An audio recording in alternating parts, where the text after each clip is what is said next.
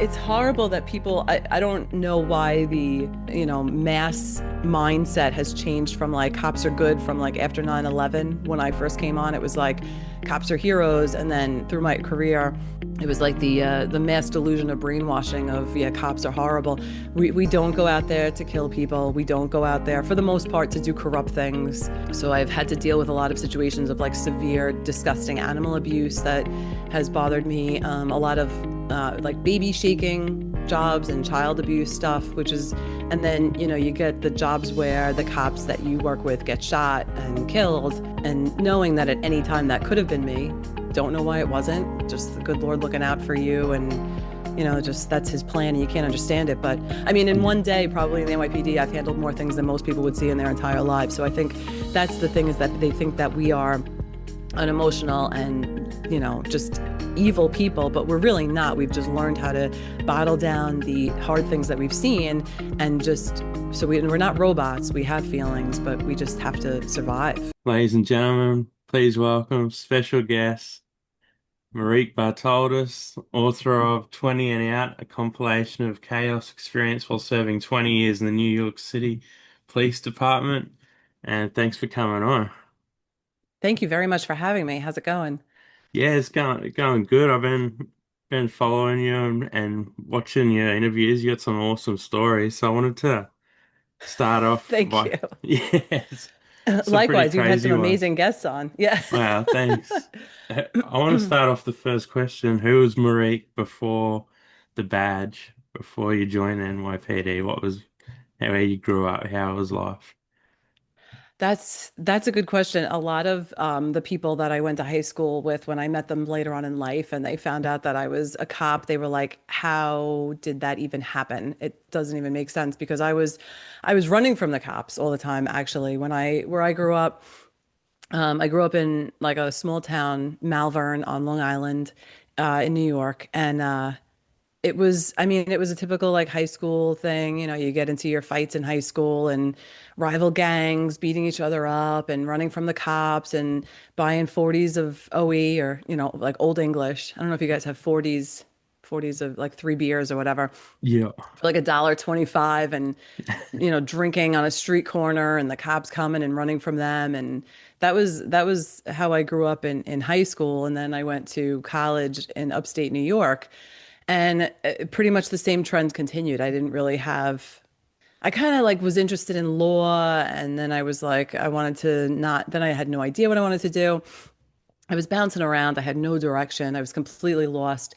And one day we're hanging out. It was like, 2 or 3 in the morning, coming off a crazy night at the bar and more fights. And, I know I'm going to be hungover the next day and puking. And I'm like, I'm getting tired of doing this at, 20 years old. And my buddy who was from Brooklyn. He was like, you should be a cop in the city. You'd be a good cop. And I'm like, you think so? And he's like, yeah. And so I said, okay.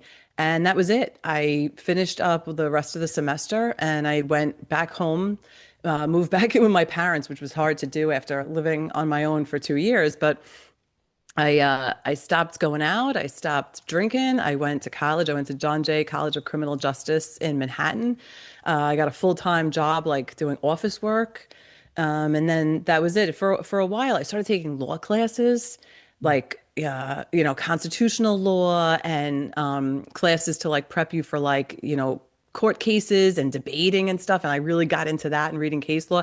So for a while, I was like, maybe I want to go the law route. But then I realized I had this addiction to adrenaline rushes, and that wasn't going to really happen too much unless I was in the courtroom, which is few and far times between. So I'm like, let me stick with the cop thing. So I took the police test for the New York City Police Department. I never took any other test. I had no desire to work anywhere else. And they called me up, and I said, okay, I'm in. I finished college, I graduated, and then I went into the police academy in July of 2002. Wow, that's incredible. Yeah. Do you remember your first week on the job? What was that experience first joining them? Yeah, so when I came out of the academy, they teach you in the academy, you think you know like everything, right? In the police academy, you do all these practice scenarios and real life things and shooting and handling different types of scenarios and you know the law and you know the police procedures that are authorized. So you're like, "Yo, I got this." And then you go out there and you have somebody come up to you and say, "I just got into a fight with my boyfriend. I want to press charges." And then you're like, "Oh, fudge, what the hell do I do here?"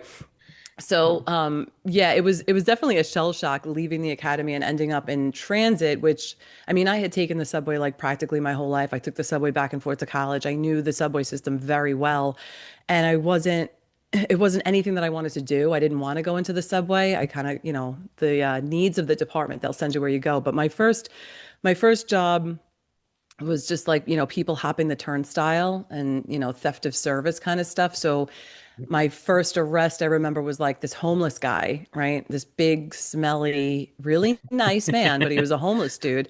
And he's panhandling on the subway, which is, illegal, and they enforce that. So I'm like, all right, you're gonna have to step off. And I handcuffed him, and I'm all proud of myself with my new first arrest and walking him into the precinct. And the lieutenant on the desk goes, "What in the hell did you just bring into my station house?"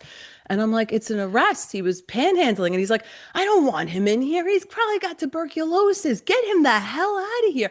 So here I was thinking like I made my first arrest. I'm all excited, and I got taken into what we used to call the woodshed and got screamed at by the lieutenant that we don't bring disease that's going to get all the other cops sick. And we have to get exposure numbers now because this guy's coughing tuberculosis all over the place. So that was a hard one, but it was a shell shock for sure. It was definitely a learning curve for me. Well, is it, were you, I guess, afraid the first week, or was it more excitement and adrenaline? Yeah, I don't remember feeling afraid. I Yep. remember like my first fight, official fight, and was in transit in the subway, and I was by myself, and I was fighting this guy who was like, what they do is they sell swipes in the subway. So they would, instead of charging $2, they would sell $1. So people would pay them $1 and they'd swipe the people into the subway. So, that was a big deal in the subway when you caught those guys. And I was ended up fighting with him, and we were on an elevated line. So we ended up on top of like the, two-story staircase down into the concrete below. And I remember staring over that and I'm like, ugh, this is a little dicey. But I don't remember feeling fear. I remember feeling like determined, like I'm gonna get this guy into cuffs. And then, I ended up actually I called for help on the radio because I wasn't gonna be able to get this guy by myself. And I look up and there's a crowd around me just watching. The token booth guy had come out to kind of help me out and get the guy down. So we finally got him down, and then I'm handcuffing him, and some white guy comes running over to me, and I look at him and I go, "Get the fuck back!" And it was my commanding officer, who's the guy that's in charge of my whole precinct. And I'm like, I didn't recognize him because I'm a rookie, and who the hell knows who your commanding officer is when you're a rookie. So I apologized for cursing him out and begged for mercy that he wouldn't, kick me out of the precinct or punish me for any reason. But I don't think I felt fear. It was more like excitement and just sheer adrenaline and determination. I'm gonna hold up um, I guess the reputation and the integrity of the shield and the patch. Yeah. Did he try and give you any disciplinary reaction, or try and make stuff hard for you after that? Or was he okay about No, he was a good guy. He knew that I was running on sheer adrenaline at the time, and it? you have tunnel vision when you're in those fights, and I just saw somebody coming running at me, and he got it, and he was actually happy that I, made a good arrest, and so he took pity on me. Plus, there was like 150 NYPD cops pouring in from all four staircases from the street from the precinct level, so the place was swarmed. So he wasn't gonna be nasty to me at that time, but no, he was a good guy, and he took pity on me, so it Yeah. was good. Yeah. Seeing, being in those situations for like 20 years and seeing those, being in fights, seeing violence, does it sort of, do you get used to it after a while, or is it always shocking?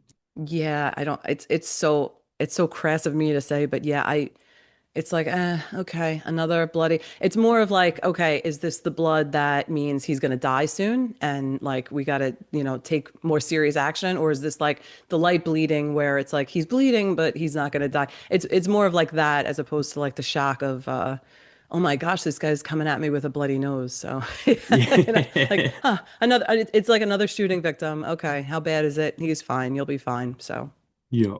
What's the yeah, you get toughest over it quick. situation you've been in? That's a good question. I was actually, I was talking about this with Vic the other day, Vic Ferrari. There's tough is a hard word to describe because you have situations like I'm a big animal lover. Yeah. So I've had to deal with a lot of situations of like severe, disgusting animal abuse that has bothered me. A lot of like baby shaking jobs and child abuse stuff, and then, you get the jobs where the cops that you work with get shot and killed. So, I mean, on the toughness scale, it's hard to, it's obviously going to be the guys that I work with getting shot. That's hard to deal with. Going to cops' funerals and knowing that at any time that could have been me. Don't know why it wasn't. Just the good Lord looking out for you, and just that's His plan, and you can't understand it. But yeah, sometimes some jobs stick with you once in a while, but you got to just bury it. Even when cops are shot, you got to bury it and just keep it moving. Yeah.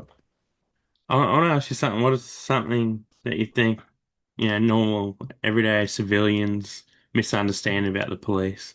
We're not out to kill people. We're really not.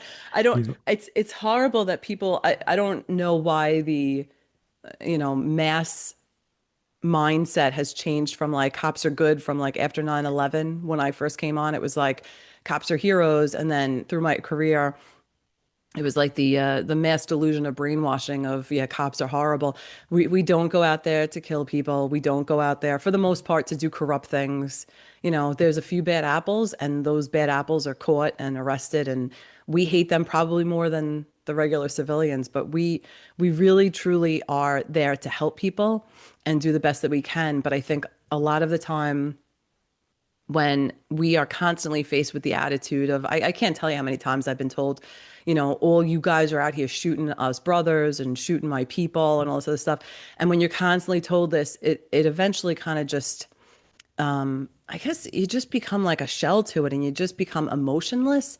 And so it's hard for people to understand when we show up to a job and we're not like crying with them because their loved one just got shot and is dead and is lying there, and we're just like, handling it like a regular job. I think it's hard for people to understand that we just learn how to bottle it down and smother it more faster because I mean, in Yeah. one day, probably in the NYPD, I've handled more things than most people would see in their entire lives. So I think that's the thing, is that they think that we are unemotional and, just evil people, but we're really not. We've just learned how to bottle down the hard things that we've seen, and just so we're not robots. We have feelings, but we just have to survive. So we laugh at things that most people would be like, what is wrong with you? How could you laugh at something like that? That's Yeah. just how you survive.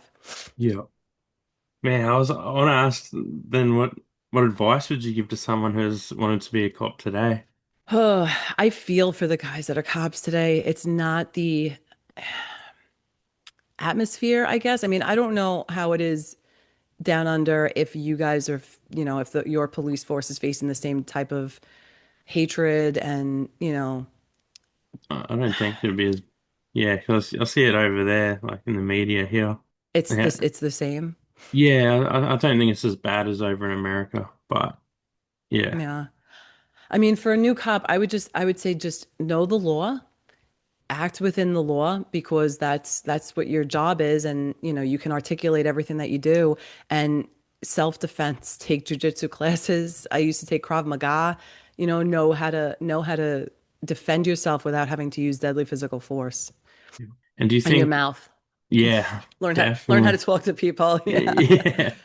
I was gonna say, yeah, do you think, yeah, self-defense is a big one too for, I think, looking after yourself anywhere. Yeah, because I mean, when I came on, they gave us all kinds of tools. We had nightsticks and mace and the gun. And I mean, we didn't have tasers or anything, but we had like heavy duty weaponry that we could use if necessary. And it was kind of like, I mean, I remember we get into fights with perps, and the perps and us would come back to the precinct bandaged, and you'd put the perps in the cells, and the other perps would be like, "Yo, why are you fighting with the police for? You can't fight with the police. You know better than that." Like there was a sort of a respect there where they wouldn't take cheap shots at us, and it wasn't very often where perps would fight with you, but they're going to fight because people don't want to go to jail. I get it. I wouldn't want to go to jail either. I mean, I used to run from the cops and they try and give me a drinking ticket, so I get it. But yeah, you need to learn self-defense because you can't use those tools that they give you on the belt. They're really just for show. You can't be taking out your nightstick and start beating people with them because it's not going to look good on the 5 o'clock news.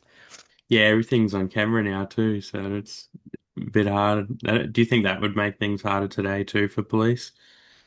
Like I just think, having yeah, I to, think the new guys, yeah, yeah, like if I was a rookie and every action that I took was scrutinized on video camera, it probably would have made me like a nerve-wracked mess because you're still trying to learn how to do things. You got your old timers who you're learning from, so they kind of guide you. But in the NYPD now, there aren't that many old timers. We're all kind of fading out and leaving. And even in like as I got older in my career, 15, 20 years on, I would talk to the new guys and they kind of a lot of them came on like, "Oh, I know what I'm doing. I don't need to listen to you." So you can't really learn anything from the old timers, and now they don't have old timers to show them how to do things. Like a lot of things can be de-escalated just by talking. You can avoid a lot of fights. That was my goal because I'm a girl, and it's just a fact of the matter that I am not as strong as most of the guys that are out there. So I had to learn how to use my mouth to de-escalate situations, and that was like my number one asset was being able to just talk people down and talk people into doing things that I wanted them to do that maybe they didn't want to do. So yeah, that is an absolute asset in the police department. And for these kids these days they have, their heads are in their phones all the time. I don't know how they need to develop that very quickly as they come onto the job. yeah, definitely. And how important is communication in the when you're in the force? Like you said, you're talking situations down. Yeah, you don't realize it at first, how important it is. You think your radio is, right? Because you think I got to call for help if I need help. So my radio is my number one important thing, but it is beyond important. There's been situations where guys will come into the precinct and they don't want to be fingerprinted. And you've got the biggest dudes in there saying you're going to get fingerprinted and they're like, "I'm not moving." And it's hard to get somebody to physically do something that they don't want to do. It's strength against strength and it's not easy. So learning how to talk to people and get them to do things that they don't want to do and convince them of things, the more you talk to people, the better you got at it. And eventually I used that tool when I was in the intel unit in field intelligence to get guys who got arrested to turn and basically rat on their buddies in the hood and get me search warrants and buy guns and drugs and stuff. So your mouth is the most important thing, and it's gonna open up doors or it's gonna close doors. It's just a matter of how you approach situations. Yeah. Don't be Is a it, dick. It's like yeah. That's a good one. Did you ever become like it's not like friends, but I was friendly with some people that you had to arrest? Oh Or yeah. yeah. Yeah, there was actually one guy I arrested early and early in my career. I was in street narcotics and we arrested him for like weed. He wasn't a bad guy. He was just like he dealt like low level street drugs, and we arrested him. And I always felt bad because the next night he was back out on the street and he had more weed and we locked him up again. We locked him like twice in 2 nights, and I just felt bad because I'm like, he's gonna think we're targeting him even though he was doing illegal stuff. But Yeah. so later on, he got arrested for like a domestic thing or some nonsense. And I had like 6 months left. I mean, this was like 10 years later. And I saw him in the cells and I'm like, "Yo, bro, how you been, man?" So I bring him up to my office and I'm like, I'm bullshitting with him about, like how's his life been and kids and what he's doing with himself. And I was talking to another guy. I used to follow the gang guys a lot. There was a lot of gang violence in my precinct. So a lot of the gang guys knew me pretty well.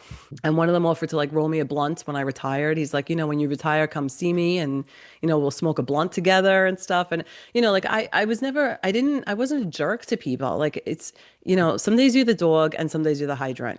Some days I'm going to catch you doing illegal stuff and there's going to be some days where you're going to get away with it. And I'm going to have to come and find you another day. And that's just the game that we were playing. But a lot of the guys they weren't bad guys. They just grew up in a circumstance where They emulated like the music and the lifestyle that was not conducive to, staying out of jail. So I kind of felt for them because they didn't have father figures, they didn't grow up in like a normal family unit. So they just were victims of whatever happened to be going on in the street. So I tried to turn some of them around. Like one guy I locked up for a gun, and I had a whole conversation with him in the DA's office. I'm like, yo, bro, you're just a good guy. Like you could have shot me. You could have shot me. You probably would have been held as a hero in jail for it because, once you shoot a cop, you're like a god in prison. I'm like, but you didn't. You didn't really fight. You just resisted like at the minimal amount, which I would expect. Why don't you go to prison, do your 2 years, go to school, get some kind of education, a trade, something, and get out of this neighborhood because you're just going to get sucked back into the gang life. And I never heard from him again, but I'm hoping that, he moved out and got out of there and, maybe made something of his life and got away from that whole, thug life thing that they so Yeah. look into. Do you notice if like crime, did it get worse or evolve over the 20 years, or is it just the same? I feel like it got less violent. The perps got like softer. I feel like when I first came on, there was like a lot of street robberies, right? Like knife robberies, gun robberies, like strong arm. There was just robberies, burglaries. And then when they started with the credit card fraud, where they would steal the credit cards off the black web and make fake credit cards and buy, then all of a sudden, like we would have shootings over, like you gave me a bad set of credit cards, and so now I'm going to shoot your house up because you did. So it wasn't Yeah. really so many streets. So I feel like the crime evolved into like higher class crime as opposed to like the Yeah. street level stuff. Fancy crime. Yeah, they got like a little fancy, but yeah, I think when I was leaving, it was mostly if there was any kind of war, it was gang war over stealing money and shootings because of that. But like the robberies and stuff and the street level violence was kind of slowing down. What was I guess I've asked you, the hardest times. What was the best times that you had on the force? Oh, the jokes that were played on the other cops for sure, the pranks that were the done. I mean, I can't. There's so many, and we would probably, if I told you all, we would sound like a bunch of rejects that Yeah. really had no, action on the street. But we would bust each other's balls relentlessly. Like there was a time when I got into a fist fight with a perp, and he got me. He gave me a good nod on the head, and in the ambulance on the way to the hospital, I asked the guy that was with me in the ambulance to take a picture of my head because I wanted to see like was my makeup running? Like how bad is this? How bad is this down on the head? Because my head is pounding. It feels big. And so somehow he must have sent himself that picture when I was in and out of x-rays or whatever it was in the hospital. And I was out with a concussion. And when I came back, they used that picture as like the screensaver on the computers in the precinct, which was, so you have Yeah. my giant head bouncing around the computer screen. Like another time they tried to sabotage one of the crime sergeants. They set up a bucket so when he walked into the office in the morning, the bucket would fall, water poured all over him.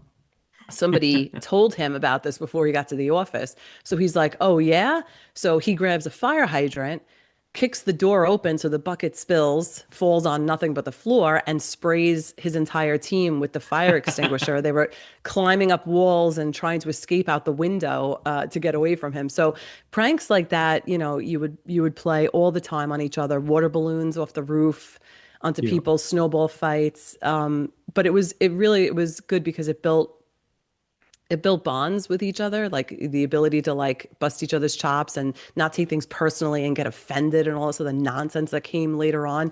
It was just that was you were part of the crew, and that's what made the horrible situations that we would end up facing on the street and the constant threats for like our safety and people coming after us more bearable because you had a good time with the guys at work.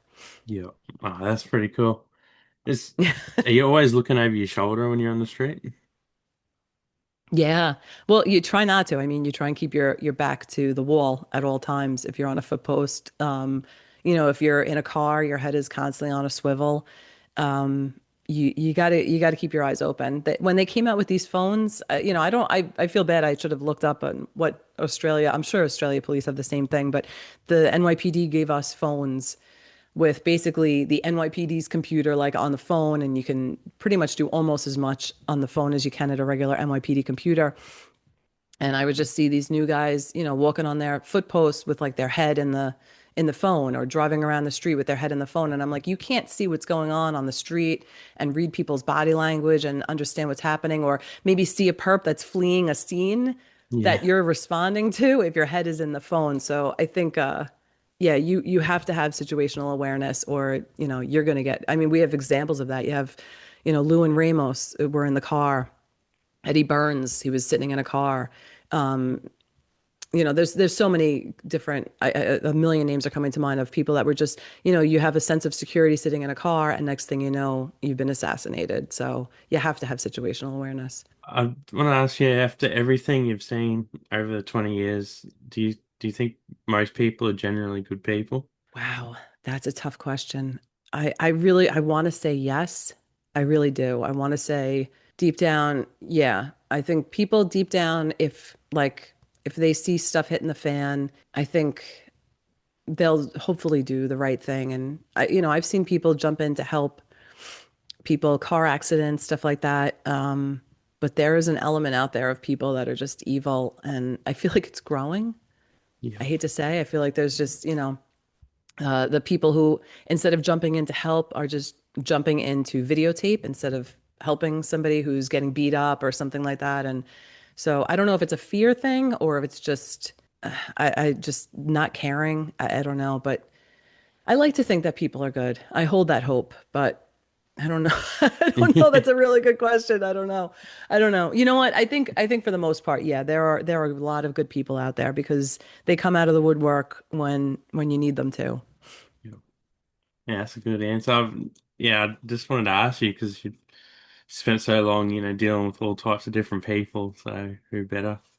Yeah, I mean, even the bad people, like there were only a few like bad people that I arrested that I'm like, this guy is just he's just straight up savage. Like he just does not care about anybody or anything. And it's, whatever furthers his agenda. But even people who, I had people who like killed animals, and they've expressed remorse not because they got caught for it, and they figure that they're going to get sympathy, but because they genuinely felt bad for what they did. And you get caught up in the moment of like rage or whatever it is, and I punched her in the face and I didn't mean to, and I shot him and I didn't mean to. So yeah, I think people are generally good. Yeah. Was there ever anyone, I guess, that are so evil or bad that you just wish you could have just hurt them or something, or, done something to them? Yeah, a lot. It was one guy in particular comes to mind. We couldn't arrest him because we had the probable cause, but the chain of custody was broken. So the dog had been raped. Yeah. It was a German Shepherd, and it had marks on its muzzle from being on its nose from being muzzled, or like regularly. So some animal rescue person sees the dog and feels bad for it that it's chained up and muzzled all the time. So she convinces the owners to give the dog to her. She brings it to the rescue group that she's associated with, and they adopt it out. And the family that adopted it notices it's bleeding all the time. Why is this dog bleeding? So they take it to the vet, they do an x-ray, and they find a broken broom handle, like a metal broom handle, all the way up into the dog's vagina, like just way up there. And so they call us, and because she's like, this is where I got the dog from. So we go there, and I met the guy, and I knew he did it, and he didn't care to admit it. He didn't care to make any statements at all that I could tie him to committing this act. And he just did not care. He was even showing me pictures of other German shepherds that he had at his previous residence. So, in my mind, I'm like, those German shepherds were probably also victims of this disgusting abuse by this savage animal. He had no remorse for it. He didn't care. He didn't acknowledge it. He just denied it. And I just wanted to wring him by his scrawny little neck and slam him into the wall. But you can't do that. So, sometimes you just have to remove yourself from the situation because you are no longer able to look at it as a black and white issue. When your emotion comes involved, you have to just step away. So, my partner took over and I just went outside to cool off because I don't understand how people could do that to something helpless, even shaking babies, stuff like that. There's, just like a matter of fact attitude, not a worry, which is like scary to me that those people are running around out there.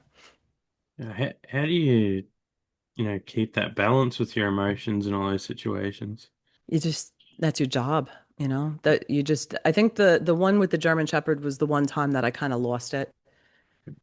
And I'm like, I got to take a step out of here because I felt myself having a rage. But more important is keeping a steady mind and building up what you need evidence for to prosecute whoever it is.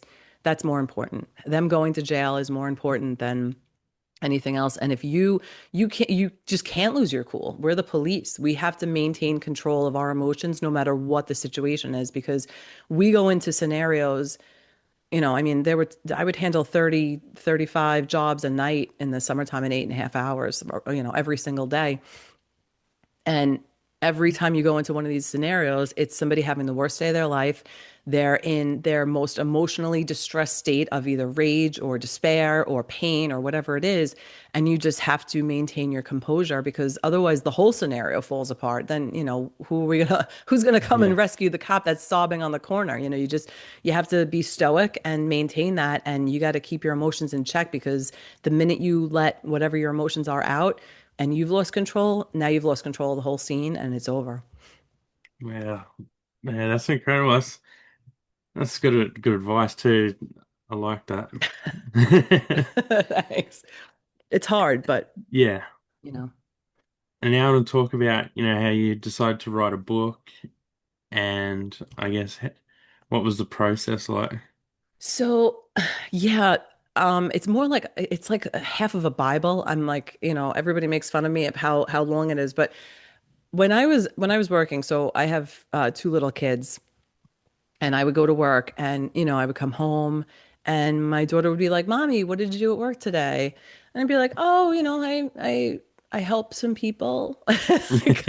Like, meanwhile, in my head, I'm like, okay, I slipped on brains from somebody who, had his skull cracked open in a car accident. And, like all these visions of, I responded to a hostage crisis and the guy who was shot. And, this guy bled out on me and I held his hand as he died. And I couldn't tell my kid these things. So I said, all right, what I'm going to do is I'm going to write all these things down for you. And when you get old enough, you can read them. So I started writing.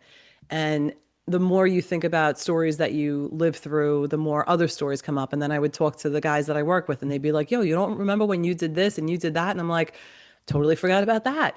So, you get all these memories compiled. So for a year, I was writing. I was just typing away, writing all this stuff down. And then I go to like print it, and it's like 400 and something pages. And my little brother printer is like, steam starts coming out of it, and it's like not cooperating with me. So I'm like, well, I may as well put this in like a book and like put a nice cover on it. So my kid has like something nice about my life in the NYPD.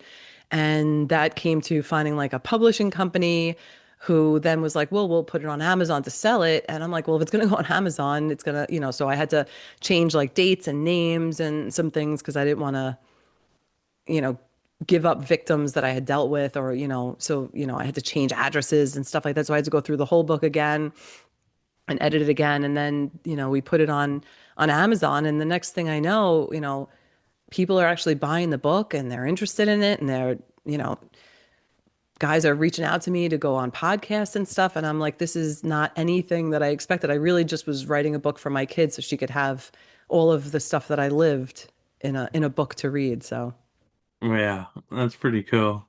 That's yeah.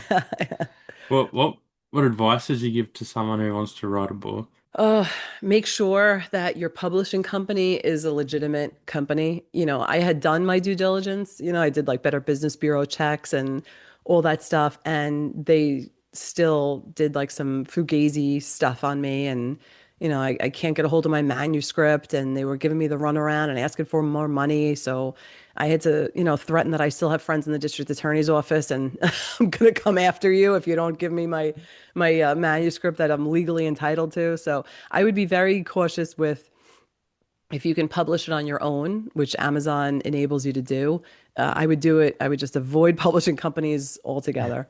Right. And what about as far as like writing tips? Oh, I was on a group. I don't know if you've probably heard of them, Cops and Writers. Patrick O'Donnell. He also has a podcast, and he started this group on Facebook about basically writers who are writing about being a cop and they're not sure of like the vernacular and am I using the right terminology and stuff, which is a really good idea. But as I'm reading a lot of the comments, people are writing books about stuff that they really have no idea about. You can't write a book about, the NYPD if you know nothing about the NYPD and you live in like, Canada. Like you just, Yeah. it doesn't work that way. So I think you really have to know your topic and have lived it a little bit, or have a really good source for it. Because if you're writing about something that you don't know about, it's going to come off as not really legitimate, and people are going to see right through that. I want to talk to you about conspiracies and all that sort of stuff, where you sit with it. Yeah, there's a lot of conspiracies out there. Do you think most of them are pretty onto it, or is there just a lot of nutcases?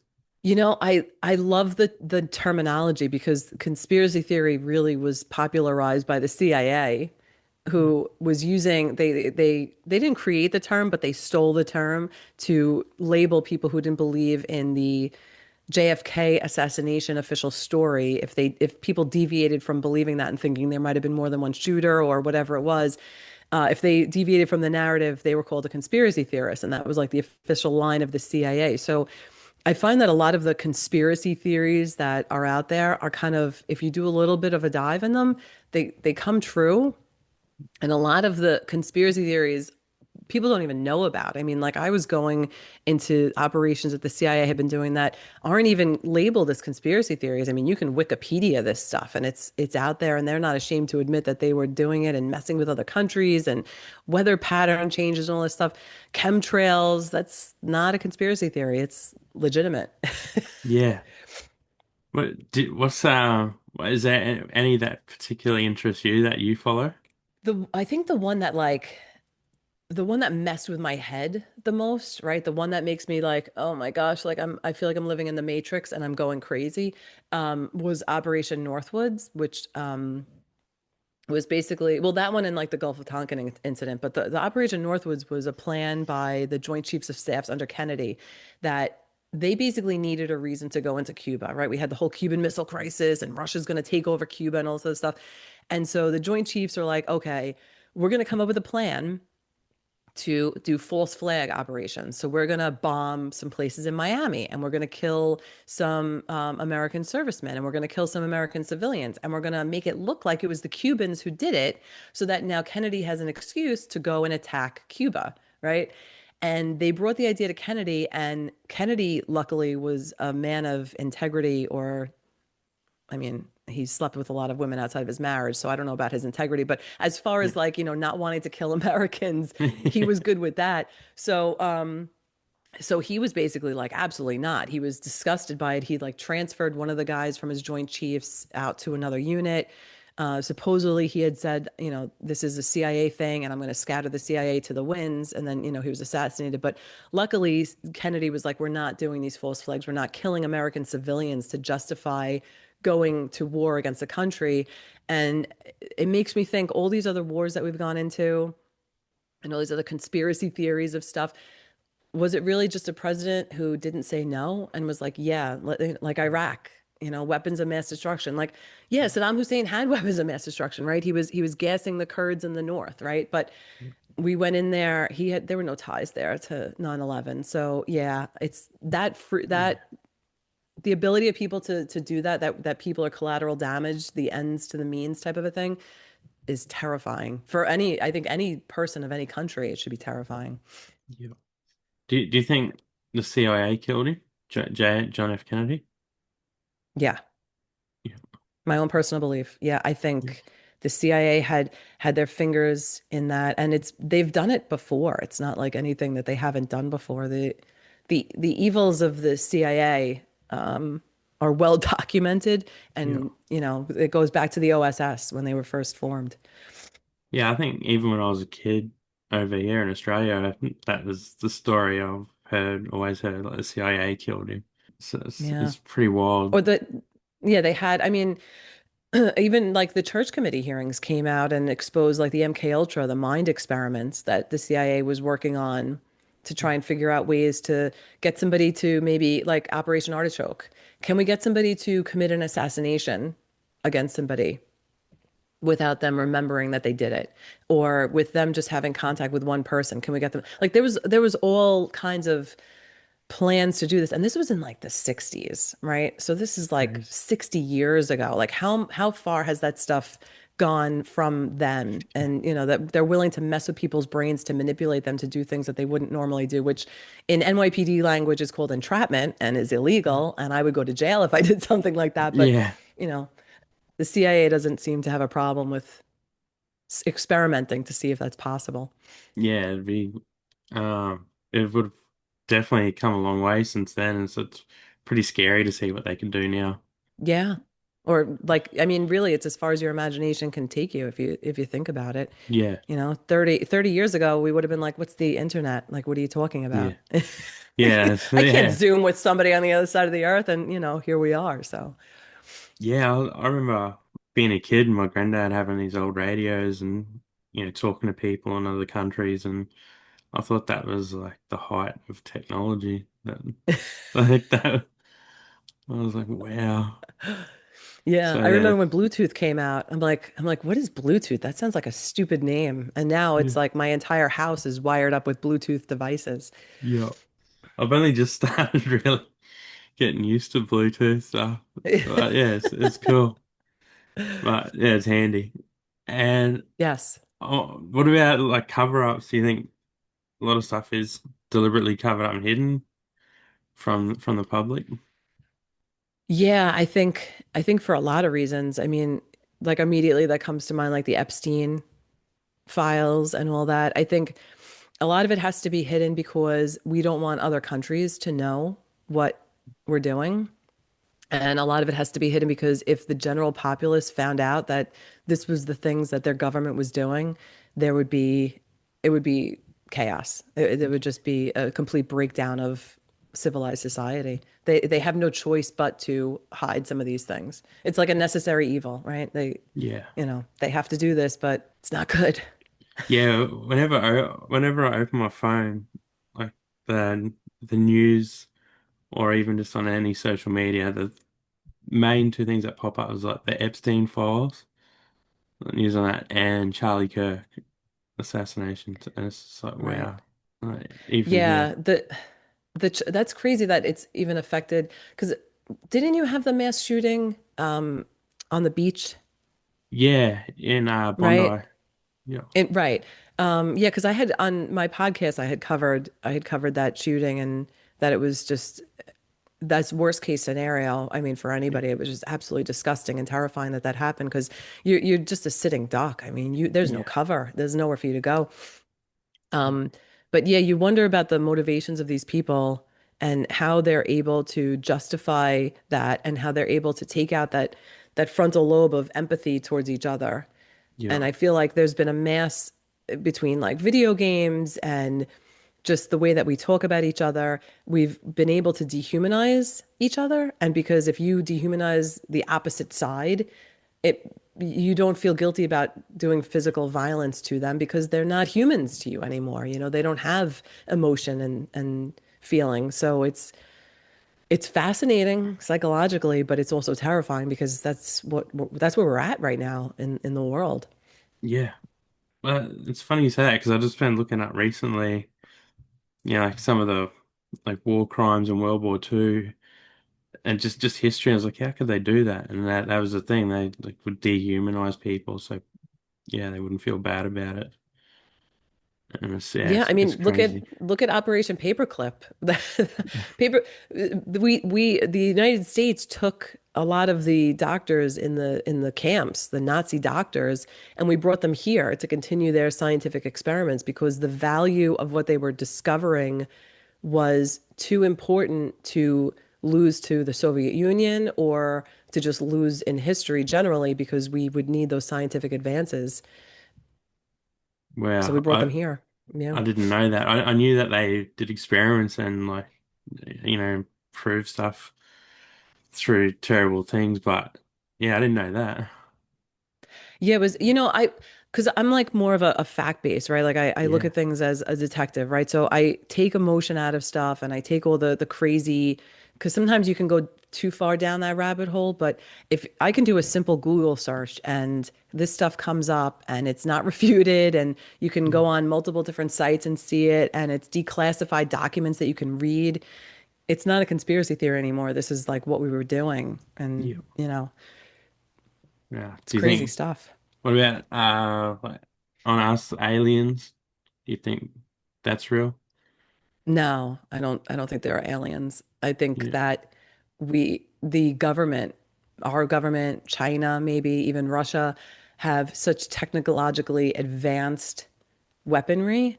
yeah, Like think of drones, right? Like when drones were yeah, flying around before drones, that looks like a UFO to me. If you yeah, think about it, right? A drone is able to negotiate in the air similar to the ways that a UFO can. yeah, And it's got the weird blinking lights that don't follow the same track as planes. And so I think it was just the government doing experiments, using the airspace to figure stuff out. And that was the explanation for it. And I think they used the alien story as a cover to kind of provide a smokescreen to hide what yeah, what the military was actually doing.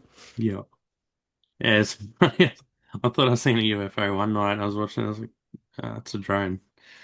Yeah. Well, it's similar. They look like they move exactly Yeah, the it was same way. going They're like able to real weird. hover and then it could change direction at any way. And yeah, so I think that's what people were actually seeing. But because we didn't know that technology existed, you couldn't identify it any other way but saying it was an object that you couldn't identify. Yeah, yeah. I think we definitely would have seen something by now as well. Like, just yeah, I don't know. I think you're probably right there, personally. Yeah, I mean, I'm also a Christian, so I don't, Yeah, yeah. I think I, you I try I nailed it. try and avoid like I try and keep my religious views out of my research and my podcast, and I try and keep it just black and white. And because I was an atheist for almost my whole life, so I see both sides of the spectrum. But yeah, Wow. I don't think it's aliens. It's just the American government. Yeah. That's cool. Wow, that's incredible. So you atheist most of your life and now Christian. Yeah, I mean, I was an atheist to the point of like I would make fun of guys at work who like, carried the Bible Yeah. to the car. I would make fun of them. I'd be like, all right, your invisible buddy in the sky is really going to save you today. I was totally on the other side, and a lot of things happened that made me see the error of my ways. And then when you start like reading the Bible and understanding the facts that come from the Bible, I mean, it's a historical book. If Yeah. if you don't believe in the spiritual part of it, it's a historical book that no archaeological evidence that we've ever found has been disproven. And then if you look at the guys who followed Jesus, like his disciples, all of them except one died horrific deaths, right? Like, I mean, like torturous. Like, I would have been like, I'll tell you whatever you want to know. Like, I am not going to be able to stand up to torture. I will Yeah. spit the bit before you even need to bring out the torture devices. But these guys, all they had to do was say, yeah, Jesus wasn't really, God's son, and I made it up, and they would have been spared. And they were crucified upside down, and all this and horrible ways of dying. And they did it because they knew that by lying, they would go to hell. So I've dealt with a lot of bad guys, and I've never met anybody who not only would die for a lie, but there's no way that they would be tortured and then be killed for a lie. They would just, people under torture. That's why I'm not really down with like the waterboarding and stuff, because when you Yeah. torture somebody, you're going to get them to say whatever you want them to say as opposed to what Yeah. the truth is. So that was really the convincing thing, is that these guys, maybe you have one Yahoo who's like a crazy person and they're like, yeah, I'm gonna crucify me because I believe in this, but you're not gonna have like 11 guys that are Yeah. tortured and killed for something. So yeah, so that's I've never heard that aspect before. Like that way of putting it, and that's pretty cool. Like I've never thought yeah. about I it that mean, way. Well, that's like my thinking, right? Is that Yeah, how do you mass, like we can see it today where you see people who mass amounts of people believe in something and they're deceived by something that they think is true, right? So, yeah, people followed him around and he did all these miracles and stuff, but nobody's going to be tortured and killed for a lie. It's just, it doesn't yeah, happen. It doesn't happen. yeah, yeah. That makes sense. And what's the next 12 months look like for you? Oh, well, um, tomorrow is officially planting season in Florida, and I raise monarch butterflies. So I have a whole like preserve in my backyard, dug up all the grass, and I have all plants for my butterflies. I had one hatch yesterday. I have another one that probably hatched today. So Wow. the frost that we had here for 3 days killed most of my plants. So I've been clearing Oh, out the garden and I'm going to be back at the nursery and replanting all my garden. So that's going to take about a month to get that done.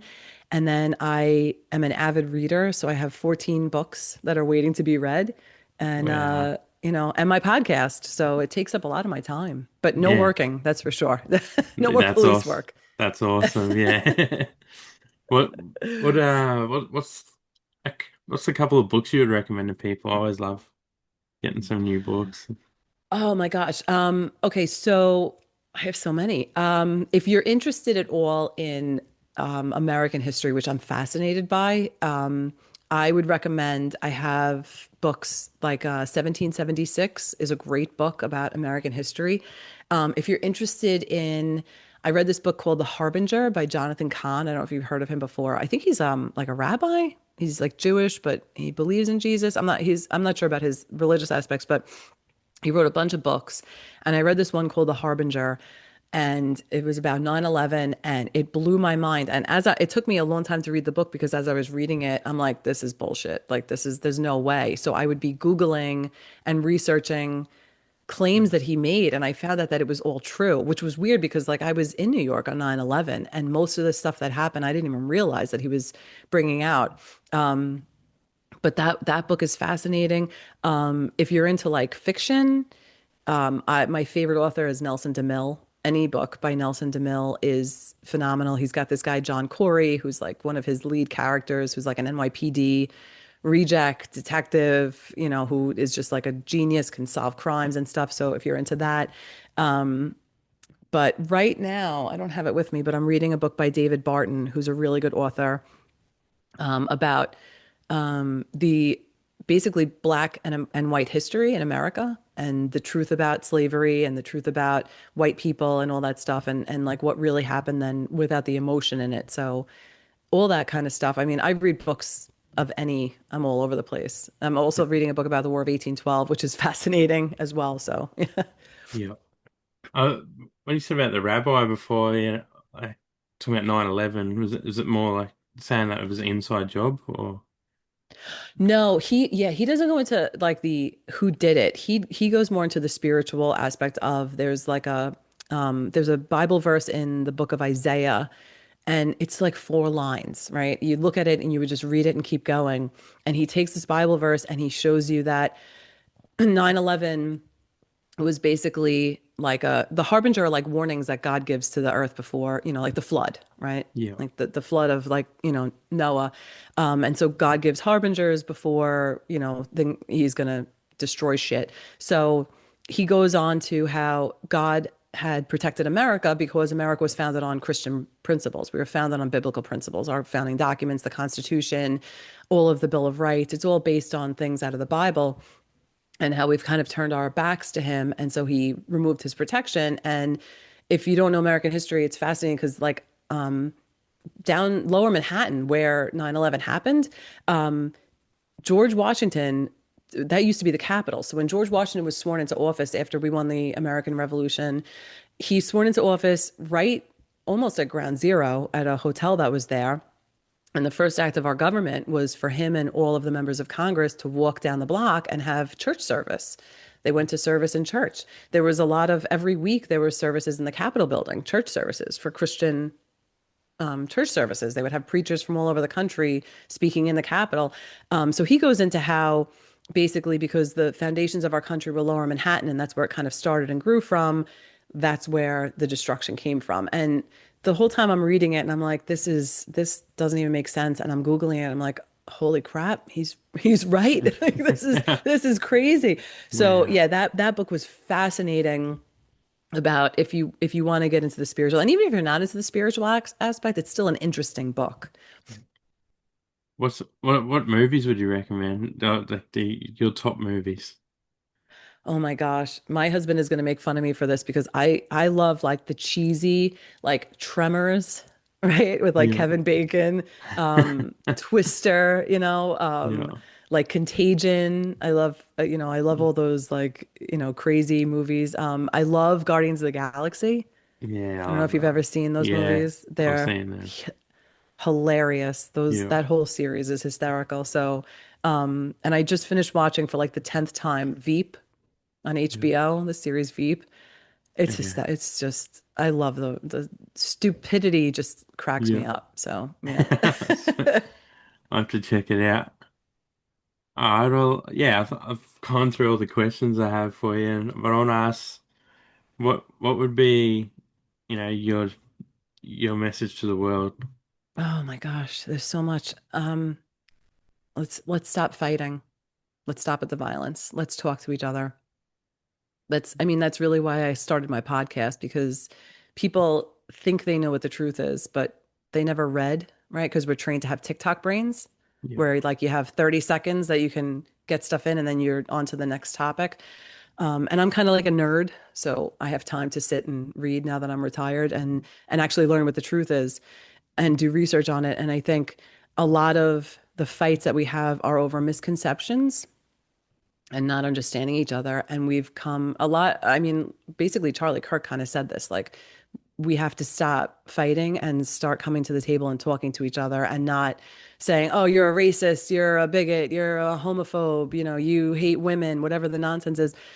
Stop with the name calling. Let's just come together because we're all on this planet together. And like, what do we want anarchy? Do we want our kids growing up in, a horrible place?